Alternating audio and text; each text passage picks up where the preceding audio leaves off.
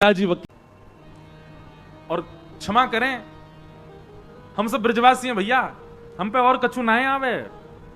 हम सबंसों ठाकुर जी की प्रीति यही मारे सबसे ज्यादा है। केवल 11 वर्ष 56 दिन की लीला है ठाकुर जी की ब्रजमंडल की, लेकिन पूरे विश्व पे भारी पड़े। काय को? पूरी कृष्ण लीला पे भारी पड़े हमारे ब्रज की लीला। काय को? क्योंकि प्रेम प्रधान है। तो भैया ठाकुर जी की सेवा में, ठाकुर जी की लीला में, ठाकुर जी के नित्य ध्यान में कोई आपसे दोष बने, कोई अपराध बने, कोई भाव रखो मत रखो, पर एक चीज को भाव रखो कि प्रेम प्रधान रखो। प्रेम होगो कोई अपराध नहीं बनेगा। प्रेम भाव को प्रधान रखो। ठाकुर जी की ये वृंदावन बिहारी लाल क्यों प्रकट भये? स्वामी श्री हरिदास जी के प्रेम के वश प्रकट भये। हितरिवंश महाप्रभु के प्रेम से प्रसन्न है करके श्री राधा वल्लभ लाल जी वृंदावन पधारे। हितरिवंश महाप्रभु के अनन्य सेवक श्री हरिराम व्यास जी के प्रेम से प्रसन्न है कि जुगल किशोर जी प्रकट भये। गोस्वामी श्री गोपाल भट्ट गोस्वामी जी के प्रेम से, शालिग्राम से श्री राधारमण जी प्रकट भये। सबने अपने प्रेम से प्रकट किया और ठाकुर जी को प्रेम प्रधान। और वो प्रेम सिखावे कौन? श्रीमद् भागवत की कथा। इसलिए यहां ज्ञान लेवे के काजे, वैराग्य लेवे के काजे आप सब नहीं हो, ये सब सुनवे के काजे हो, थोड़ा थोड़ा जीवन में छिड़काव करवे के काजे हो, पर मूल रूप से तो प्रेम की शिक्षा लेवे के काजे बैठे हो कथा में। प्रेम। ऐसी भागवत जी की कथा का निर्माण किया। श्रीमद् भागवत को निर्माण करके अपने पुत्र सुखदेव जी को प्रदान किया। सुखदेव जी ने वही भागवत की कथा परीक्षित को सुनाई और यहां सूक्ष्म महाभारत का प्रसंग सुनाया गया। सौनक आदि ऋषियों ने प्रश्न किया, बोले महाराज ये परीक्षित कौन है, इनके बारे में हमको विस्तार से बताओ, इनको 7 दिन में मरने का श्राप क्यों लगा? तब यहां से महाभारत का प्रसंग शुरू होता है कि यदा मृधे कौरव संजयाना वीरेस्मथो वीरगतिं गतेषु ब्रकोदरा विग्ध गदा विमर्श भ्रगनोरुदंडे धृतराष्ट्रपुत्रे। किसी का प्रश्न आया था आज कि भगवान ने अर्जुन को ही क्यों स्वीकार किया? योग्य तो युधिष्ठिर भी हैं, योग्य तो नकुल सहदेव भी हैं, योग्य तो भीष्म पितामह भी हैं, पर भगवान ने अर्जुन को ही क्यों स्वीकार किया? बहुत अच्छा प्रश्न है और समझने योग्य बात है। युधिष्ठिर जी धर्म में प्रधान है, इसलिए उनका नाम है धर्मराज युधिष्ठिर। उनका धर्म अति श्रेष्ठ है। ठाकुर जी को प्रिय लगते हैं पर स्वीकार नहीं किया। इसलिए कोई धर्म के आचरणों को ही पूरे दिन लिखते लिखते करता रहता हो कि ये धर्म में करना है, ये धर्म में करना, ठाकुर जी का प्रिय बन जाएगा, पर ठाकुर जी उसको संग रखें इतना प्रिय नहीं लगेगा ठाकुर जी को। नकुल सहदेव बुद्धिमान है, स्वरूपवान है, पर आपके स्वरूप से, आपकी बुद्धि की चाटुकारी से, आपकी चतुराई से ठाकुर जी इतने प्रसन्न नहीं होंगे। प्रिय लग सकते हो पर प्रसन्न होकर ठाकुर जी गले में गलवैयां डाल लें, ये ठाकुर जी नहीं करेंगे। तो ठाकुर जी को रिझाने के लिए धर्म का आचरण नहीं चलेगा। ठाकुर जी को रिझाने के लिए बहुत बुद्धिमान होने से काम नहीं चलेगा। ठाकुर जी को रिझाने के लिए बहुत बलवान, बहुत ज्ञानवान, बहुत धनवान, इन सबसे आप ठाकुर जी के समीप भले ही पहुंचो। द्वारिकाधीश मंदिर में आगे बैठ के दर्शन करने हैं, पैसा देके बैठ जाओगे, आप समीप पहुंच सकते हो, पर स्वीकार ठाकुर जी हजारों लोगों में बैठे कौन को कर रहे हैं ये ठाकुर जी जाने। इतने सब लोगों में अर्जुन स्वीकार क्यों किया गया? क्योंकि अर्जुन के पास में सब कुछ है पर सब कुछ गौड़ है, प्रेम प्रधान है। प्रसंग आता है, मैं बहुत बार सुनाता हूं कथा में, कि जब महाभारत का युद्ध निश्चित हुआ तो अर्जुन और दुर्योधन दोनों गए भगवान के पास। दुर्योधन ने जाकर कहा महाभारत युद्ध होने वाला है, आप किस तरफ रहोगे? भगवान बोले पक्षपात मैं करता नहीं हूं, तुम दोनों मेरे भैया हो, अब ये तो बड़ी विडंबना हो गई कि मैं किस तरफ रहूं। दुर्योधन बोला कि आप में तो शक्ति है, आप दो दो रूप धारण कर सकते हो, एक रूप से हमारे पास रहो, एक रूप से वहां रहो। भगवान बोले फिर तो महाभारत हो गई तुम्हारी, फिर तो जीवन भर चलती रहेगी, कभी खत्म ही नहीं होगी। जब दोनों तरफ ही परब्रह्म खड़े हो जाएंगे तो फिर महाभारत पूरा कैसे होगी? बोले कोई तो निधान बताओ। तो भगवान ने बड़ा अटपटा उदाहरण दे, अटपटा निधान निकाला, समाधान निकाला। अच्छा, ठाकुर जी सदैव अटपटे समाधान ही देंगे। जैसे मैं एक उपाय बताता हूं कि कभी आप संशय में पड़ जाओ तो ठाकुर जी के आगे पर्ची डाला करो। जैसे कि ठाकुर जी हमको दिल्ली पढ़ने के लिए जाना चाहिए कि नहीं। अब आपका मन तो कह रहा जाना है, लेकिन ठाकुर जी को यदि लगेगा ना कि नहीं, इसके नहीं जाने में ही भलाई है, तो ना ही आएगा। लेकिन कई बार ठाकुर जी ऐसे निर्णय भी लेते हैं, जैसे मान लीजिए आपने ठाकुर जी के आगे पर्ची डाली, दिल्ली जाके पढ़ना है, तो ठाकुर जी कहे हाँ ठीक है जाओ। अब आप दिल्ली आ गए। अब दिल्ली आते ही महाराज क्या हुआ कि वहां के संगत के अनुसार इतने बिगड़ते चले गए महाराज, सब काम बिगड़ता चला गया सब कुछ। अब फिर आप सोचो अरे ठाकुर जी ने तो आज्ञा करी थी कि हाँ जाना है, फिर ऐसा क्यों। निश्चित ही भविष्य में आप कई बार ठाकुर जी ऐसे निर्णय भी लेंगे कि उन निर्णयों में आपको ठोकर लगे, ठोकर से आपको पता चले कि नहीं आगे मुझे ऐसा करना है, तो जबरदस्ती ठाकुर जी ऐसा निर्णय लेके देंगे जिसमें आपको जबरदस्ती गिरना ही पड़े। कई बार अनुभव किया मैंने। हम कुछ पूछते हैं लाल जी से, अपने लाल जी के आगे पर्ची डालते हैं, तो लाल जी जो देते हैं ना, तो अब तो मैं जानने लगा हूं, अब तो मैं समझ गया हूं कि जो आएगा इसका मतलब यह है जो तू चाहता है वो नहीं मिलेगा, जो तेरे लिए जरूरी है वो मिलेगा। इसलिए ठाकुर जी के सामने जब कुछ संशय रखो तो उसमें यह मत सोचना कि आपको जो चाहिए ठाकुर जी वो देंगे, आपके लिए जो जरूरी है वही ठाकुर जी बताएंगे। और एक बात हमारी मान लीजिएगा, ठाकुर जी के आगे ये पर्ची डालने वाला काम इतना परेशान मत करना उनको कि रोज ही डाल रहे हो, हर बात पे पूछे रहे हो चाय पिए कि नहीं पिए बताओ। इतना परेशान मत करना। कई अपने जीवन के निर्णय स्वयं लीजिए, जब बहुत ज्यादा लगे कि अब इसमें मुझे क्या ही करना चाहिए आप बताओ।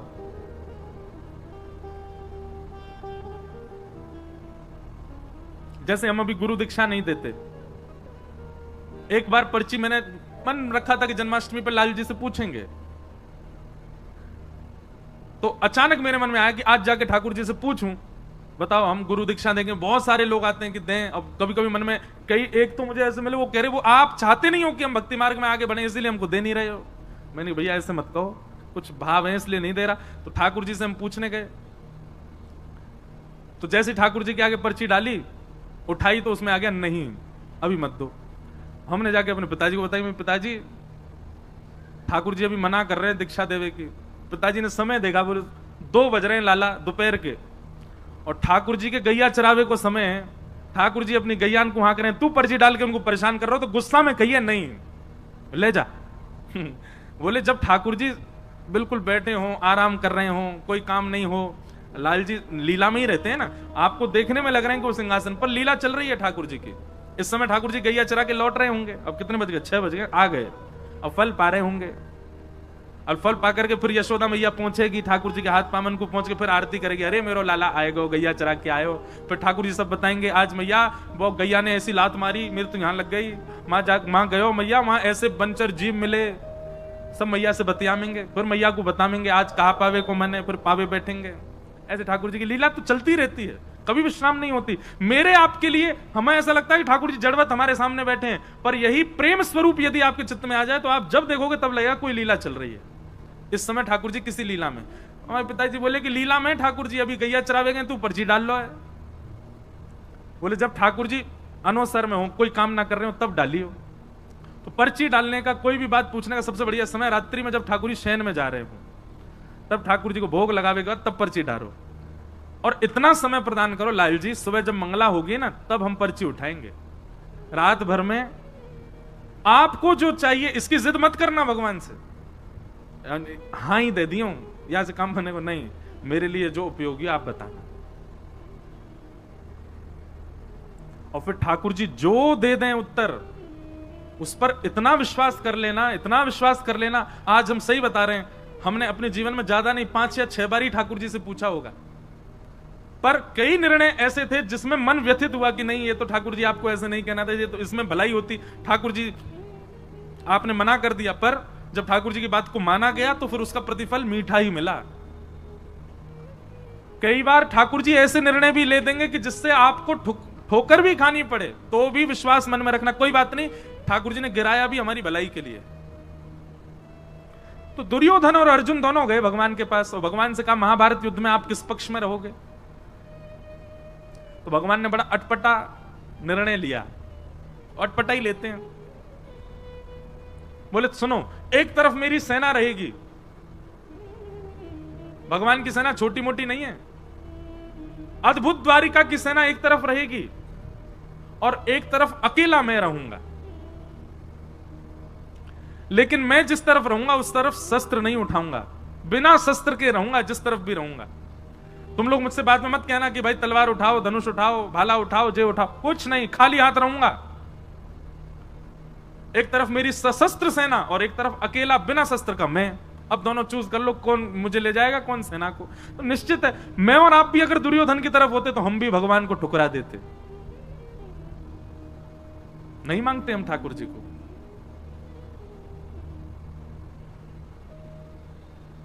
दुर्योधन ने कहा वो ऐसा है ना ठाकुर जी, आपका प्रेम थोड़ा पांडवों से ज्यादा ही है कुछ, आप तो पांडवों के पास ही जाओ, सेना मैं ले जाता हूं। भगवान बोले ले जाओ।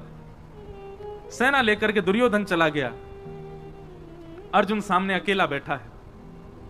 भगवान बोले अर्जुन तेरे लिए कितनी भी व्यवस्थाएं बना दूं मैं, लेकिन तेरी बुद्धि कभी जग नहीं सकती। अरे पहले बोल देता कि सेना हमको चाहिए, तुम्हारे पास सैन्य बल कम है, मैंने इसीलिए सेना का प्रस्ताव रखा क्योंकि तुम्हारी सेना कम है कौरवों से, तो तुम कह सकते थे कि हमारे पास सैन्य बल कम है, हमें सेना दे दो। अब मैं बिना शस्त्र के चला जाता कौरवों के पास, अब सेना तो वो ले गया, अब तेरे पास आऊंगा मैं, एक तो वैसी सेना कम तुम्हारी और ऊपर से एक इंसान और बढ़ गया जो केवल खाएगा और सोएगा, कुछ नहीं करूंगा मैं। लेकिन अर्जुन प्रेमी है, ठाकुर जी के भावों को समझता है। मैं और आप अर्जुन की जगह होते तो रो गए होते इतनी बात में, ठाकुर जी अब फिर से कर दो टॉस, फिर से दे दो हमको, हम सेना ले लेंगे उसको, आप चले जाओ। हम तो कभी कभी मैं सोचता हूं कि बहुत गरीमत है कि द्वापर और त्रेता में हम आप नहीं थे, हम कलयुगी जीव नहीं थे, हम बड़े खतरनाक है महाराज। भगवान बलि के यहां गए, वामन बन के गए और संकल्प लेते विराट हो गए, 2 पग से तीनों लोग नाप लिए, तीसरा पग रखने के लिए भगवान पर पास जगह नहीं बची, तो बलि ने कहा तीसरा पग मेरे सिर पर रख दो। कभी कभी मैं सोचता हूं बलि की जगह मैं और आप में से कोई और होता तो हम ठाकुर जी को केस कर देते। बोले क्यों? बोले जब आए थे तब वामन बन के आए थे, चीटिंग करी इन्होंने, बड़े हो गए, हम तो 3 पग जमीन देने को तैयार हैं पर ये वामन बने, वामन बन के ही लें। बहुत चतुर हैं हम लोग, और ठाकुर जी की भक्ति में चतुराई नहीं चलती। आप जितने सहज, जितने सरल, जितने प्रिय ठाकुर जी को उतने अच्छे लगोगे। भगवान अर्जुन को कहने लगे कि अब तो तेरी तरफ मैं आऊंगा। तो अर्जुन ने एक बहुत अच्छी बात कही, भगवान के चरणों में प्रणाम करते हुए कहा नाथ, ना तो मैं आपको मांगने आया था और ना आपसे मांगने आया था, दुर्योधन आया था इस भावना से, मैं नहीं आया था। मुझे आपसे कुछ नहीं चाहिए और मुझे आप भी नहीं चाहिए। भगवान बोले तो फिर तू क्यों आया? दोनों हाथ भगवान के हाथ में दे दिए, बोले पकड़ो मेरे हाथ। भगवान बोले पकड़ लिए, बोले खुद को देने आया था कि मुझे रख लो अपनी शरण, मैं शरणागत हूं नाथ, मेरे ऊपर कृपा दृष्टि करो। अरे मैं ये भूल नहीं कर सकता कि आपसे कुछ मांगूं, आपसे कुछ मांगूंगा तो कुछ ही मिलेगा, आपको मांगूंगा तो आप भी मेरे आश्रित रहोगे। क्यों? अगर मैं कहूं कि ठाकुर जी मैं आपको मांगने आऊं, मेरे पक्ष में चलो, तो आप मेरे अधीन रहोगे। सुबह उठ करके मुझसे कहोगे हाँ अर्जुन अब बताओ आज क्या करना है, अर्जुन भोजन कब करना है, अर्जुन सोना कब है, सोना कहां है, क्योंकि मैं मांगने आया हूं तो सारी जिम्मेवारी मेरी, सारी व्यवस्था मैं करूंगा। पर मैं तो आपको मांगने नहीं, खुद को देने आया हूं। तो अब स्थिति क्या है, मेरी सारी व्यवस्था आप करो, मैं कब सोऊं, कब खाऊं, कहां जाऊं, क्या करूं, कब उठूं, कब बैठूं, कहां बाण चलाऊं, कहां नहीं चलाऊं, कहां मौन रहूं, कहां बोलूं, ये सारी व्यवस्था अब आपके हाथ में है, मैं खुद को देने आया हूं। ये समर्पण देख करके भगवान ने अर्जुन को स्वीकार कर लिया और अर्जुन से 2 बार रीचेक किया भगवान ने। भगवान बोले अर्जुन केवल बोले मत, देख ले मैं कुछ भी आज्ञा कर सकता हूं। अर्जुन कहता करिष्ये वचनम तव, आप करके देख लेना, आप जो आज्ञा करोगे करूंगा। भगवान बोले फिर सोच ले, मैं कुछ भी आज्ञा कर सकता हूं। भगवान बोले आप करके, अर्जुन बोला करके देखो। बोले ठीक है युद्ध प्रारंभ होने दे। और युद्ध में भगवान ने महाराज अर्जुन के कमर तोड़ के रख दी, ऐसी ऐसी आज्ञा भगवान करें।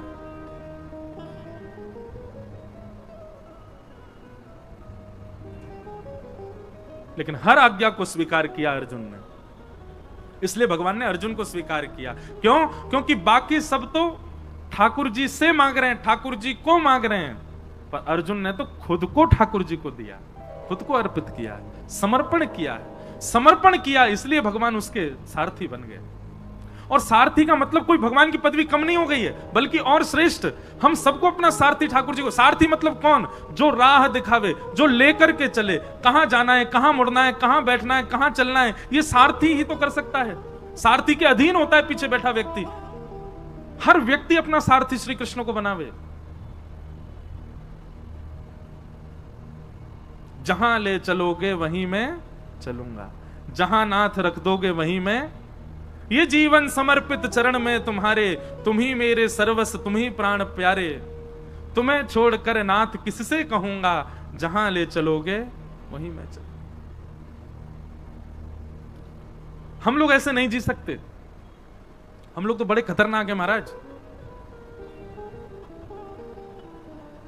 सुख संपत्ति घर आवे, कष्ट मिटे तन का, ओम जय जगदीश हरे। और अंत में गाते गाते वो, तेरा तुझको अर्पण क्या लागे मेरा, ओम जय जगदीश हरे। मेरा क्या है नाथ, सब आपका ही तो है। भगवान कहेंगे लाओ चलो वापस करो हमको, ये घर, ये दुकान, ये गाड़ी सब मेरी है, लाओ सब द्वारिकाधीश को अर्पित करके आओ। अरे ठाकुर जी वो तो आरती में लिखा इसलिए गा रहे थे हम, ऐसे थोड़ी कि आपको सब ले ही लेना है। अर्जुन जैसा समर्पण नहीं है हमारे पास। अर्जुन जैसा समर्पण लाओ। भगवान ने एक बार कह दिया तो ना, हां तो हां, ऐसा समर्पण था अर्जुन का। इसलिए भगवान ने अर्जुन को स्वीकार किया। कोई समर्पित हो अर्जुन के भांति।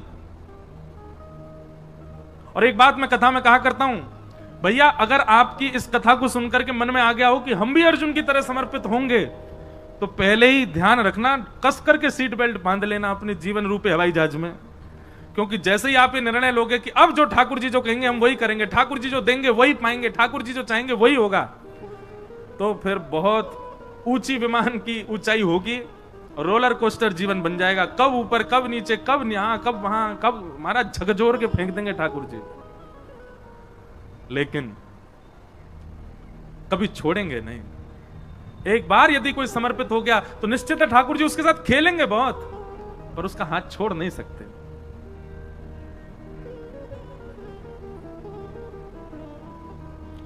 हमारे इधर देखो, यहां देखो, यहां देखो, गोवर्धन में विराजमान थे पंडित श्री गया प्रसाद जी महाराज। नाम सुना?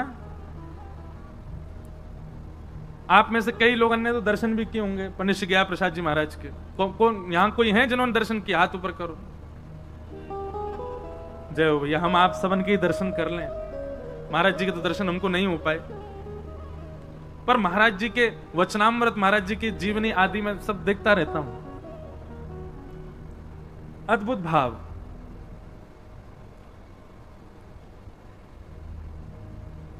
सब लोग सावधानी से कथा सुनो, कोई आए कोई जाए, आप तो बस भाव से सुनो कथा। पंडित जी महाराज की वाणी में एक बात बड़ी बढ़िया लगती थी। पंडित जी से किसी ने निवेदन किया कि पंडित जी ठाकुर जी बहुत पीड़ा दे रहे हैं, ठाकुर जी बहुत परीक्षा ले रहे हैं, ठाकुर जी जीवन में बहुत संकट दे रहे हैं, आप कछु आज्ञा करो, कहा करूं, जो काम करूं सब बिगड़ जाएं, घर परिवार में कछु बन नहीं रहे हो, पत्नी मान नहीं रही है, बच्चा सुने ना है, हे पंडित जी महाराज कछु आज्ञा करो। पंडित श्री गया प्रसाद जी महाराज आज्ञा देते हुए कितनी अच्छी बात कहते, बोले अरे भैया, ब्रजभाषा में ही बोलते, बोले जी कन्हैया है ना, जाको खेलवे को बड़ो मन करे, सोचे हमारे संग खेल खेलो करे। कभी पत्नी को उठाए दे, कभी बालकन को उठाए दे, कभी काम बिगाड़ दे। जाके हम सबरे खिलौना है, जो हमारे संग खेल है। लेकिन भैया यह बात से दुखी मत हो कि ठाकुर जी खेल काहे को रहे, बल्कि ठाकुर जी से प्रार्थना करो जितनो मन चाहो ठाकुर जी उतनो खेलो, पर खिलौना बदलना नहीं चाहिए, मैं ही रहूं आपको खिलौना, खूब खेलो। जैसो जीवन देनो है मुंह को दे दो, लेकिन नाथ मेरो त्याग मत करो। अब ये भी एक भाव मन में आ रहे हो कि हम सब गा रहे हैं कि हरि जी मेरे अवगुण चित्त ना धरो। मेरे अवगुणों को ठाकुर जी आप देखना नहीं। तो मानो ये पंक्ति गानी प्रारंभ करी तो पहले पूज्य गुरुदेव भगवान आए, फिर पूज्य श्री रसिया बाबा महाराज आए, भगवती प्रसाद गंधर्व जी आ गए। तो मानो ठाकुर जी ने 3 महापुरुष भेज के प्रमाणित कर दिया, ना धर रो अवगुण तेरे चित्त में, तू चिंता मत करे। ये 3 वैष्णवन को भेज करके ठाकुर जी मानो ये कह रहे हैं कि भैया आप प्रत्यक्ष प्रकट है कि ठाकुर जी ना कहेंगे कि तेरे अवगुण में ना देख रहो, ना विचार कर रहो। तो यही भाव से मानो ठाकुर जी प्रमाणित कर रहे हो, कोई बात ना भैया, क्षमा किए, तेरे अवगुणन पे मेरी दृष्टि ना है, तू आनंद कर। तो ऐसी भावना है। रसिक जनों के पद बड़े अद्भुत हैं। हमारे अष्टछाप के कवि गोस्वामी तुलसीदास जी की विनय पत्रिका, जैसे ये पद है ऐसी विनय पत्रिका में गोस्वामी जी का भी एक पद है। हरि जी तुम बहुत अनुग्रह कीन हो, हरि जी तुम बहुत अनुग्रह कीन हो। अब पद तो ढूंढवे तो मिलेगा नहीं, लेकिन भाव बहुत सुंदर है वहां पर भी। बोले नाथ आपने मुझे बहुत बड़ा अनुग्रह किया। भगवान पूछ रहे हैं मैंने कहा अनुग्रह किया तुम पे? तो गोस्वामी जी कह रहे हैं, बोले आपने सबसे बड़ा अनुग्रह तो यही किया कि आपने मुझे मानव बनाया। श्रीमद् भागवत में भी भगवान कहते हैं, हृदय माध्यम सुलभम सुदुर्लभम प्लवम सुकल्पम गुरुकर्ण धारम मयानुकूलेन नभस्वतेरितम पुमान भवाब्धिम न तरेत्स आत्मा। मैंने मानव के ऊपर सबसे बड़ी कृपा यही की कि मैंने उसको मानव बनाया। अरे नित्य इसी बात का धन्यवाद कहो ठाकुर जी कि हमको आपने कोई जीव जंतु तो नहीं बनाया, मानव बनाया। गोस्वामी जी का वो पद बहुत सुंदर है, उसमें गोस्वामी जी कहते हैं आपने बहुत बड़ी कृपा की कि अत्यंत दुर्लभ मानव शरीर मुझको प्रदान किया। पर ठाकुर जी हम एक अनुग्रह और आपसे चाहते हैं, एक अनुग्रह और कर दो। भगवान कह रहे हैं अब क्या चाहिए? तब गोस्वामी जी कहते हैं कि संसार रूपी विषय सरोवर में मेरी मन रूपी मछली घूम रही है। बहुत ध्यान से सुनना, संसार रूपी विषय सरोवर में मेरी मन रूपी मछली डोल रही है। कभी या मन रूपी मछली को मन पानी पूरी पे अटक जाए, कभी डोसान पे अटक जाए, कभी लस्सी पे अटक जाए, कभी ब्रजवासी पेड़ा पे अटक जाए, कभी कहीं अटक जाए, कभी पल्ली गरी वारी पे अटक जाए, कभी छतवारी पे अटक जाए, कभी कहीं अटक जाए। हे ठाकुर जी हमारी मन रूपी मछली संसार रूपी विषय सरोवर में घूम रही है। भगवान बोले तो हम क्या करें? बोले जिस प्रकार मछली पकड़ने वाला एक बांस में धागा डाल करके सरोवर के तट पर आकर के बैठता है और उस धागे में एक कुछ सामग्री लगा करके उसको नदी में फेंक देता है, सरोवर में फेंक देता है और फेंक करके मछली पकड़ने की प्रतीक्षा करता है, बैठ करके खड़ा रहता है वहीं पर ही। भगवान बोले तो बोले नाथ ऐसे ही आप अपनी कृपा रूपी वंशी लेकर के और अनुग्रह रूपी वो धागे में कछु कृपा बांध करके या विषय रूपी सरोवर में छोड़ दो। भगवान बोले तुम क्या करोगे? बोले आप खड़े खड़े इंतजार करो, विषय में घूमते घूमते घूमते घूमते जा दिन मेरो मन रूपी मछली आपके वह कृपा रूपी सामग्री से आकर के टकरा जाए, जैसे ही वह कांटे में फंस जाए सोई रस्सी खींच करके मुझको बाहर निकालनी हो। अब सुनने में तो आप लोगों को बड़ा सामान्य लगा, लेकिन ये भगवान को आज्ञा क्या दी जा रही है? आप आकर के सरोवर पर इस विषय रूपी नदी में कृपा रूपी डोर से अनुग्रह रूपी रस्सी डाल करके बैठे रहो, प्रतीक्षा करो। मैं यत्न नहीं करूंगा आपके पास आने का, आप बस कृपा रूपी रस्सी डाल के बैठे रहो। काओ दिना गलती से मैं टकरा जाऊं सो मुझको बाहर निकाल लिया। भगवान बोले गोस्वामी जी बड़े चतुर हो आप, ऐसी चतुराई भक्तन में अच्छी है। सांसारिक चतुराई ठाकुर जी को प्रिय नहीं, लेकिन भक्ति में चतुराई हो तो ठाकुर जी को बहुत बढ़िया लगे। तो हम किस विषय पर चर्चा कर रहे थे? अर्जुन। भगवान ने अर्जुन को ही क्यों स्वीकार किया? महाभारत में इतने पात्र हैं, केवल अर्जुन ही क्यों प्रिय है ठाकुर जी को? क्योंकि अर्जुन ने पूर्ण समर्पण किया है। करिष्ये वचनम तव, आप जो कहोगे वो मेरे लिए अध्यादेश है, उसके आगे किंतु परंतु नहीं कहूंगा मैं। इसलिए भगवान ने अर्जुन को स्वीकार किया। तो महाभारत का प्रसंग सुनाया गया। अब प्रसंग बहुत बार विस्तार से कहा है, थोड़ा हम आगे चलते हैं। प्रथम स्कंद विश्राम कर दें, कल फिर ठाकुर जी का जन्मोत्सव भी होना है। महापुरुषों के थोड़े वचनामृत भी सुनेंगे, तो अभी हम विषय जो प्रमुख हो उसको थोड़ा थोड़ा कह के चलेंगे। महाभारत का युद्ध विश्राम हो गया, परंतु दुर्योधन ने बदला लेने के लिए अश्वत्थामा को भेज दिया और कहा जाओ जाकर के 5 पांडवों को सोते हुए मार दो। सोते हुए 5 पांडव तो नहीं मार पाया, पर द्रौपदी के 5 पुत्र उसी शिविर में सोए थे, उसको लगा अंधेरे के कारण 5 पांडव ही हैं, निर्दोष बालक मार दिए द्रौपदी के, जिसके कारण अश्वत्थामा को बंदी बना करके भगवान की आज्ञा मान करके अर्जुन ने उसके आधी दाढ़ी मूछ शिखा छेदन करके मणिम जहार मूर्धन्यम उसकी मणि को निकाल लिया और उसको छोड़ दिया, क्योंकि ब्राह्मण था, भगवान ने मना किया, ब्राह्मण ने इसको मारना नहीं। अब इस विषय पर हम थोड़ा विस्तार करते हैं कथा में कि अगर भगवान मना कर रहे हैं ब्राह्मण को नहीं मारना चाहिए, तो फिर खुद ने रावण क्यों मारा? भगवान मना कर रहे हैं ब्राह्मण को नहीं मारना चाहिए, तो स्वयं ने नृसिंह रूप में हिरण्यकश्यप क्यों मारा?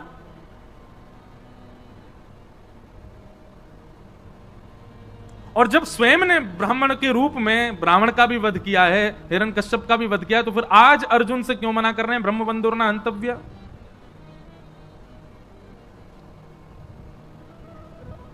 अब विषय तो बहुत बड़ा है, पर सूक्ष्म में कहूं,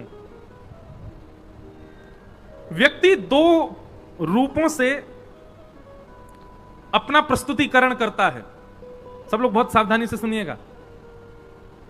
एक तो जन्म से पता चलता है कि वो कौन है, और एक कर्म से पता चलता है कि वो कौन है। जन्म और कर्म ये दोनों प्रमाणित करते हैं कि वो कौन है। अब चाहे वो जाति हो, चाहे वो उसका स्वभाव हो, चाहे वो कोई संप्रदाय हो, सब उसके जन्म और कर्म से पता चलते हैं। पर ये बात आप सब भी स्वीकार करेंगे, पूरा विश्व स्वीकार करेगा, जन्म से आप चाहे जो भी हो, पर कर्म से अगर आप श्रेष्ठ हो तो ही श्रेष्ठ माने जाओगे। बात सही है कि नहीं है?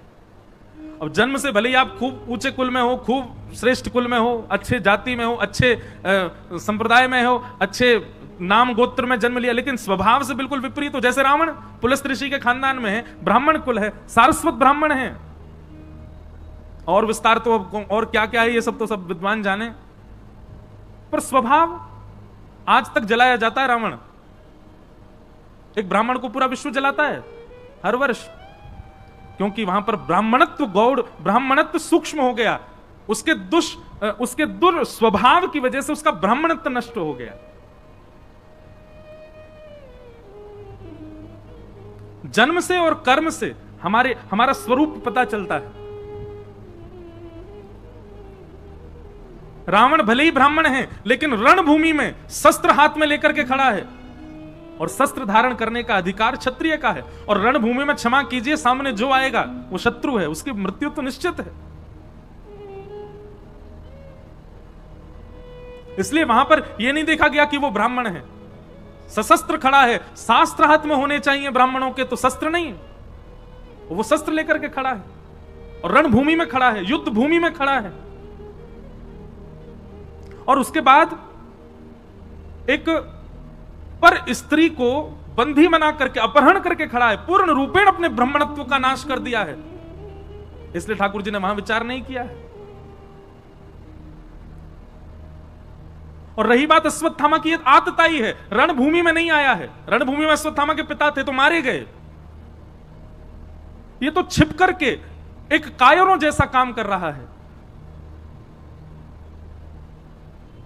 भगवान ने एक प्रकार से उसको ब्राह्मण कहकर के छोड़ दो, इससे कोई भलाई नहीं, इससे कोई ऐसा नहीं कि उसके ऊपर कृपा की, बल्कि अश्वत्थामा को और बड़ा दंड दिया।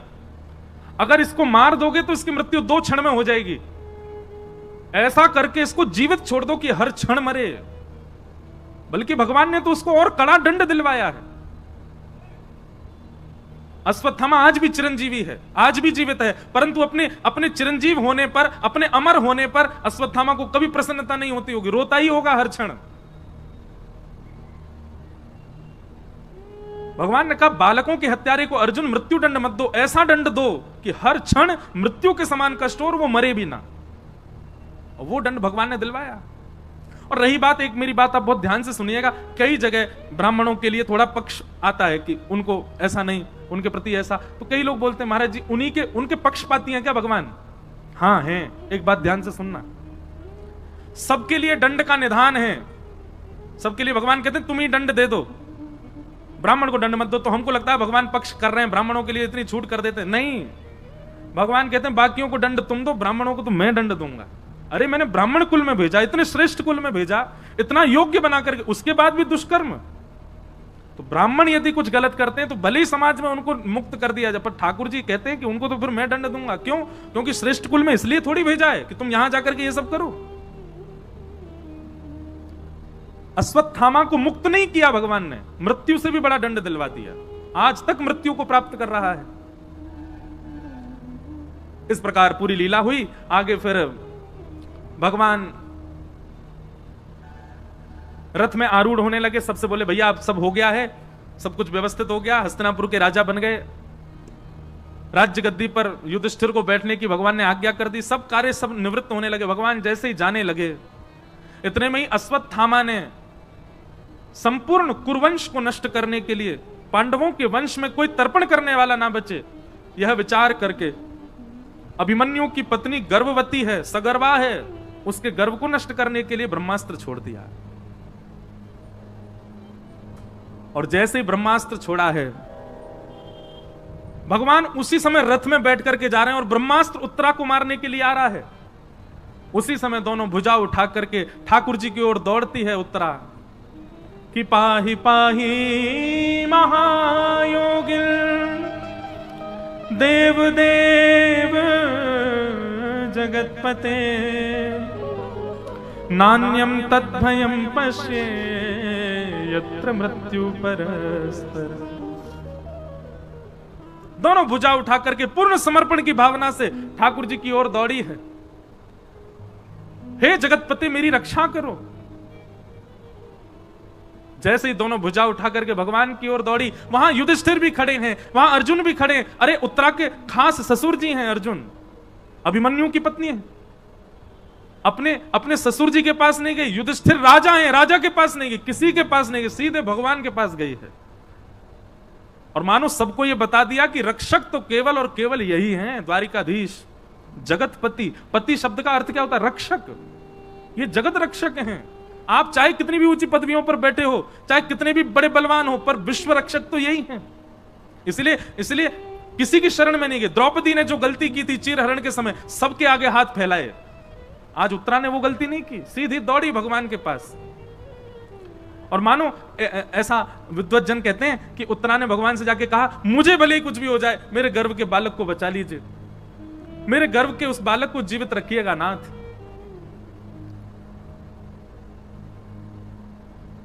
उत्तरा के इस पूर्ण समर्पण को देख करके भगवान एक रूप से तो बाहर हैं, श्रीमद् भागवत जी में वर्णन है, दूसरे रूप से अंगुष्ठ मात्र नहीं, अंगुष्ठ में जो ये नख है, इतना बड़ा स्वरूप धारण किया ठाकुर जी ने।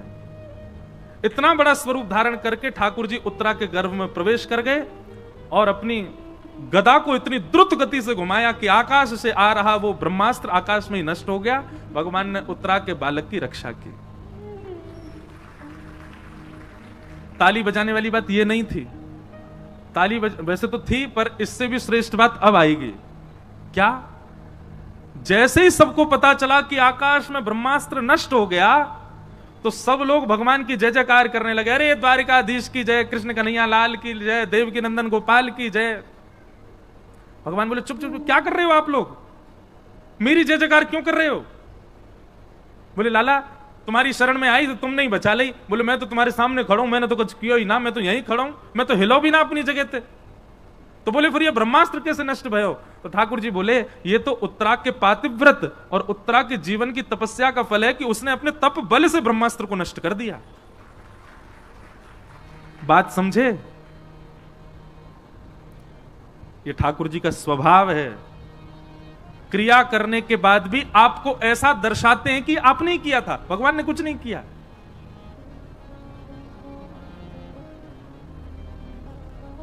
पूरी लीला कर दी भगवान ने, उत्तरा के गर्भ में प्रवेश करके रक्षा कराए ठाकुर जी।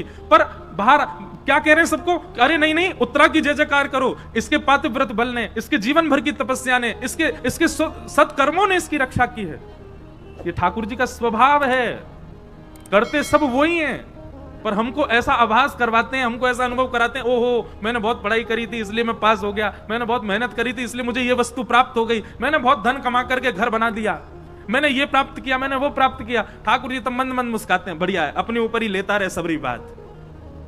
करने वाले सब ठाकुर जी। हमारा स्वभाव बिल्कुल ठाकुर जी से उल्टा है। ठाकुर जी हमेशा करके क्रेडिट दूसरों को देते हो। हमारा स्वभाव कैसा है, दूसरों को कर जाए तो वहां में क्रेडिट स्वयं लेवे को प्रयास करें, हमको मिले। कोई घर का सदस्य कहते आज सब्जी बहुत अच्छी बनी थी मां, इतने में पिताजी कह रहे हैं लाया तो मैं ही था दुकान से। भली मेहनत मां ने करी, कछु करी, लेकिन कहीं से भी हमको क्रेडिट मिलना चाहिए। अरे भैया कथा बहुत जोर की भाई मथुरा में। अब सब लोग कहें अरे वो व्यवस्था तो मैंने करवाई थी, पंडाल तो मैंने बनवाया था, पीछे का बैकड्रॉप तो मैं चूज करके लाया था। नहीं करना है ऐसा। सारे लॉयंस क्लब वाले लोग सुनो, कथा खूब आनंद से हैजा के बाद कहीं कहा सब द्वारिकाधीश करके गए, भैया हम तो माध्यम है जो हमने ना कियो है।